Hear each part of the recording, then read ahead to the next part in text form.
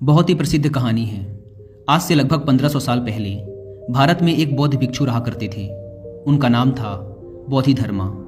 पूरे बौद्ध धर्म के इतिहास में गौतम बुद्ध के बाद अगर कोई सबसे ज़्यादा प्रभावशाली और प्रसिद्ध बौद्ध भिक्षुक हुए हैं तो वो बोधिधर्मा ही थे। गौतम बुद्ध के बाद बोधिधर्मा ने ही बौद्ध धर्म को सबसे ज़्यादा फैलाया था। वो बोधिधर्मा ही थे जो बौद्ध धर्म को भारत से चीन ले गए थे, जो बाद में जैन बुद्धिज्म के नाम से प्रसिद्ध हुआ और फिर ये चाइना से होता हुआ जापान, कोरिया और दक्षिण पूर्व एशिया के कई देशों में फैल गया। उस समय चीन में जो सम्राट था उसका नाम था बू। सम्राट बू ने गौतम बुद्ध और उनके शांति के विचारों के बारे में बहुत सुन रखा था और वो उनसे बहुत प्रभावित भी था।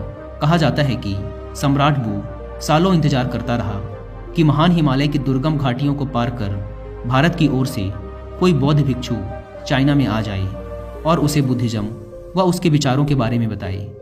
जब बोधिधर्मा चाइना पहुंचे तो बूढ़ा सम्राट बू उनसे मिलने आया। उस समय सम्राट बू मानसिक अशांति की समस्या से गुजर रहा था। उसने बोधिधर्मा से कहा, मैंने बहुत कोशिश की, हर तरह से प्रयास करके देख लिया, लेकिन मेरे मन में शांति नहीं है। ये हर समय भटकता रहता है। क्या आप मेरे मन को शांत कर सकते हैं? बोधिधर्मा ने कहा, कहाँ है तुम्हारा अशांत मन? दो मुझे, मैं उसे अभी शांत करके देता हूँ। सम्राट बू को कुछ समझ नहीं आया और वो चुपचाप खड़ा रहा। बोधिधर्मा ने कहा, ठीक है, मैं तुम्हारा मन शांत कर दूंगा, लेकिन इसके लिए तुम्हें कल सुबह 4 बजे अकेले मेरे पास आना होगा। और हाँ, याद रहे, अपना अशांत मन अपने साथ ही लेकर आना, उसे भूलना मत। सम्राट बू को यह जवाब कुछ अजीब सा लगा। वो उस पूरी रात सो ना सका। सोचता रहा कि कैसा पागल भिक्षु है, कहता है मन साथ लेके आना। भला मन भी कोई बाहरी सामान है जिसे मैं छोड़कर आ जाऊंगा? उसने कई बार निश्चय किया कि जाने का कोई मतलब नहीं, इंसान पागल मालूम पड़ता है, लेकिन उसके पास और कोई दूसरा रास्ता भी नहीं था। इसलिए उसने निश्चय किया कि वो एक बार उस भिक्षु के पास जरूर जाएगा। अगली सुबह 4 बजे सम्राट बू बोधिधर्मा के पास पहुंच जाता है। बोधिधर्मा आंखें बंद करके ध्यान में बैठे हुए थे। सम्राट के आने की आहट पाकर बोधिधर्मा अपनी आंखें खोलते हैं और सम्राट बू से कहते हैं, तो तुम आ गए? लाओ अब जल्दी से अपना अशांत मन मुझे दे दो, मैं उसे शांत करके तुम्हें वापस देता हूँ। सम्राट बू ने कहा, ये आप कैसी बातें कर रहे हैं? क्या मन भी कोई वस्तु है जिसे मैं आपको दे दूँ? ये तो मेरे अंदर है, मेरे सिर की हड्डियों के अंदर है। बोधिधर्मा ने कहा, तो इससे एक बात तो साफ है कि तुम्हारा मन तुम्हारे ही अंदर है। सम्राट ने कहा, हाँ, मेरा मन मेरे ही अंदर है। बोधिधर्मा ने कहा, तब फिर तुम अपनी आंखें बंद करके बैठ जाओ और अपने उस अशांत मन को अपने भीतर खोजो। जैसे ही तुम्हें तुम्हारा अशांत मन मिल जाए मुझे बताना, मैं उसे शांत कर दूंगा। बोधिधर्मा का ये जवाब भी सम्राट बू को अजीब लगा, लेकिन वो कर भी कह सकता था। उसने अपनी आंखें बंद की और अपने मन में उठने वाले विचारों को देखने लगा। वह अपने अशांत मन को खोजने का प्रयास करता रहा। वह जितना अपने अंदर गया वह उतना ही अपने मन को खोजने में असफल रहा। कुछ घंटे गुजर गए, सूरज निकल आया था। सम्राट बू ने अपनी आंखें खोली। बोधिधर्मा ने पूछा, मिला तुम्हारा अशांत मन? सम्राट बू ने ना में सिर हिला दिया।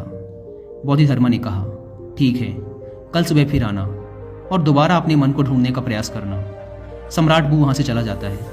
अगली सुबह 4 बजे फिर सम्राट बू बोधिधर्मा के पास आता है। बोधिधर्मा दोबारा सम्राट को आंखें बंद करके बैठ जाने के लिए कहते हैं। सम्राट बू दोबारा अपनी आंखें बंद करके अपने भीतर अशांत मन को खोजने का प्रयास करता है।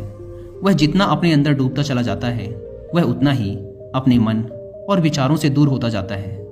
आज सम्राट बू को बैठे बैठे दोपहर हो गई। अब उसने अपनी आंखें खोली। बोधिधर्मा ने पूछा, मिला तुम्हारा अशांत मन? सम्राट ने फिर से ना में सिर हिला दिया। अगले दिन फिर सम्राट सुबह 4 बजे बोधिधर्मा के पास आता है और बैठकर अपने अशांत मन को खोजने का प्रयास करता है। आज सम्राट को बैठे बैठे शाम हो जाती है। जाते वक्त बोधिधर्मा ने फिर पूछा, मिला तुम्हारा अशांत मन? सम्राट बू ने फिर से ना में सिर हिला दिया। बोधिधर्मा ने कहा, ठीक है, कल सुबह फिर आना। आज सम्राट बू सुबह 3 बजे ही आ जाता है और बैठकर अशांत मन को अपने भीतर खोजने लगता है।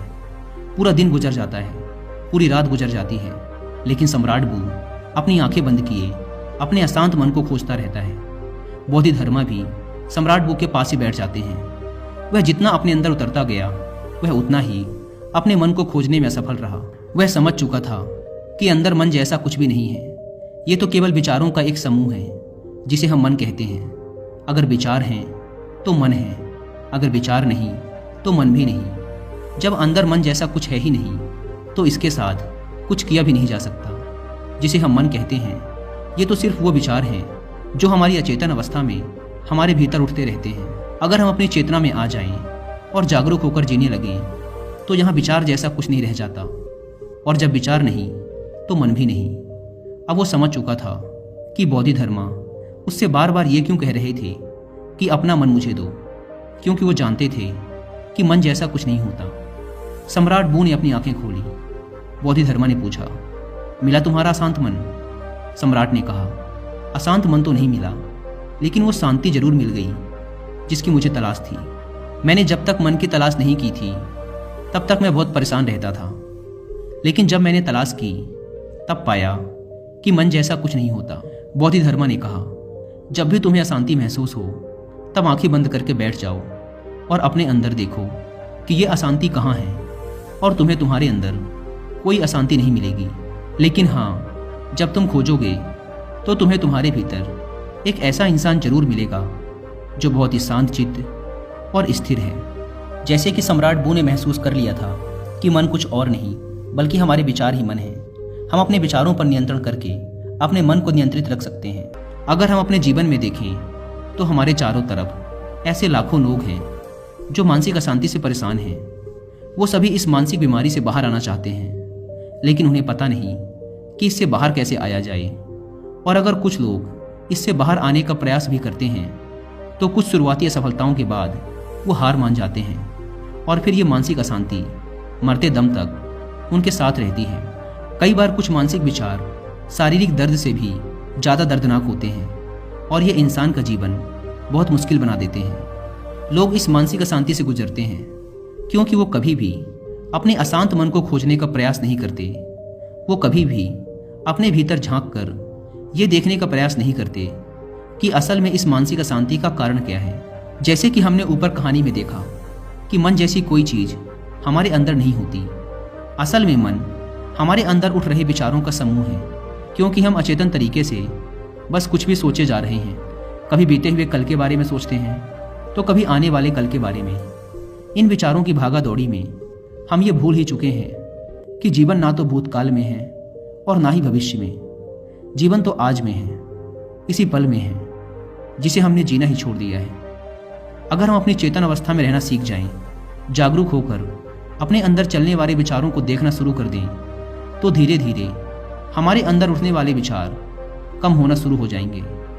क्योंकि तब विचारों को उत्पन्न होने का समय नहीं मिल पाता, क्योंकि हमारा मन ज़्यादातर तभी सोचता है जब ये अचेतन यानी कि अनकॉन्शियस अवस्था में होता है। इसलिए जैसे जैसे हमारी जागरूकता यानी अवेयरनेस बढ़ती जाती है, हमारे विचारों की उठने की तीव्रता कम होती चली जाती है, और जब हम विचार शून्य हो जाते हैं तो हमारा मन गायब हो जाता है। और ये हमारे लिए मुसीबत नहीं बल्कि खुशी और शांति का स्रोत बन जाता है। इसलिए अब से जब भी आप अपने लाइफ में अशांति या किसी प्रकार का दुख महसूस करें तो चुपचाप आंखें बंद करके बैठ जाएं और अपने अंदर उठने वाले विचारों को देखना शुरू कर दें। इन उठते हुए विचारों को रोकने की कोशिश ना करें, बस इन्हें आने और जाने दें, और ना ही इन विचारों में उलझें। आप इन्हें बस ऐसे देखें जैसे कि आप किसी रोड के किनारे खड़े हैं और आती जाती गाड़ियों को देख रहे हैं। गाड़ियाँ आती हैं और जाती हैं, ऐसे ही विचार आएंगे